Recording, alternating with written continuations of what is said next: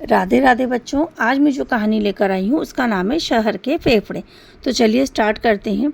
गर्मियों में राजू अपने दादाजी के पास गया।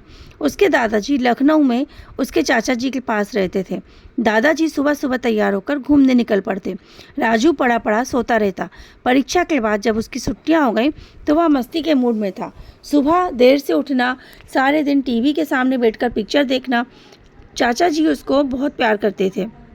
दिन भर कुछ ना कुछ खिलाते पिलाते रहते। वह अपने घर में ऐसा ही करा करता। फास्ट फूड खाना उसे बहुत अच्छा लगता था। खाकर वह मोटा और थुलथुल हो रहा था। जल्दी से जल्दी चलता तो हाँफने लगता। दादाजी को उसके स्वास्थ्य की चिंता होने लगी।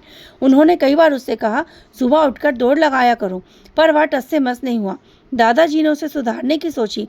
क्या तुमने कभी शहर के फेफड़े देखे हैं? एक दिन दादाजी ने उससे पूछा।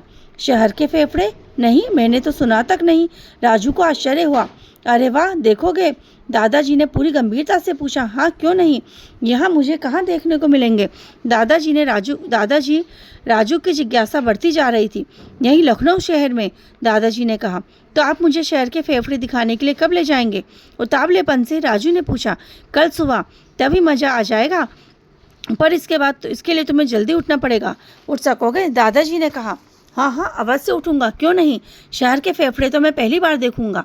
दूसरे दिन राजू सुबह जल्दी उठ गया और उसे डर था कि दादाजी कहीं उसे छोड़कर टहलने के लिए निकल ना जाए। दादाजी, मैं तैयार हूँ। उसने जूते पहने और कहा, चलो।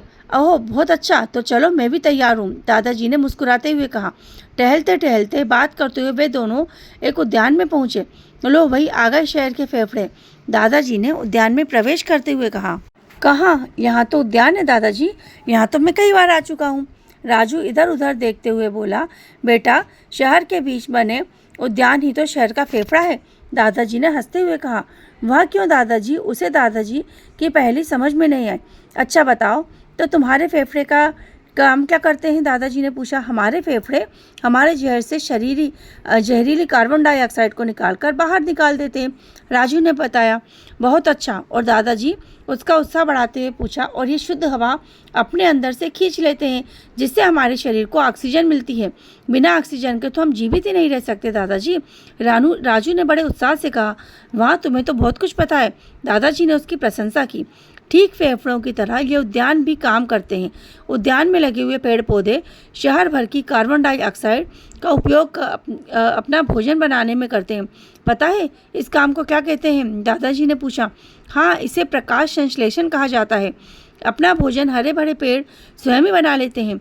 इसके लिए उन्हें क्लोरोफिल, कार्बन डाइऑक्साइड और सूर्य के प्रकाश की आवश्यकता होती है।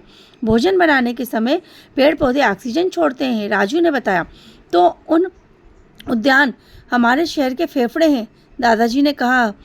हाँ दादाजी, मैंने तो ऐसा सोचा ही नहीं था। आप बिल्कुल ठीक कह रहे हैं।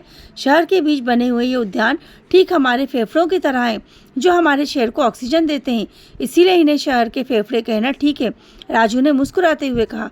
और सुबह की सैर के बारे में तुम्हारा क्या कहना है? दादाजी ने हंसते हुए पूछा। बस आनंद आ गया दादाजी, अब मैं प्रतिदिन आपके साथ प्रातः भ्रमण किया करूँगा। अब राजू और दादाजी दोनों हंस पड़े। राधे राधे।